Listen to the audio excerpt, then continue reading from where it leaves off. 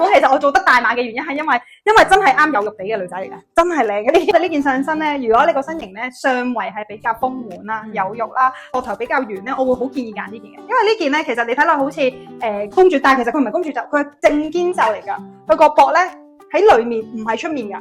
如果呢個膊位咧，佢設計喺呢度咧，你就會着到好橫好圓啦。但係我哋而家呢一個款咧，佢唔係嘅，我佢係抱手袖咯。係啦，抱手袖咁樣。所以咧，成件咧，如果你要遮手臂，其實佢係遮晒啦，同埋佢係中袖，唔係長袖款嚟嘅。所以如果你做嘢，平時可能翻工都係好一流嘅。少少秋涼嘅時候都可以着得。冇錯，尤其是呢啲款咧，如果你哋着西褲咧，係好好睇，西褲款係啦，就好靚噶啦呢啲。因為啱啱好你要記住，其實有時候我哋如果比較圓潤少少嘅身形咧，有啲位置係真係要露嘅。呢啲手袖位啦、手腕位啦，其實真係要露出嚟咧，先會顯得更加瘦嘅。咁啱咧，其實佢呢啲位因為佢闊啦，呢啲位好闊，所以咧顯得呢啲位咧更加瘦纖柔。佢個領咧係咁樣，見唔見到？好似菱形咁樣呢啲 cutting 咧，好特別，超級特別。跟住咧正肩袖啊，阿英都係正肩袖，你睇下阿英幾靚。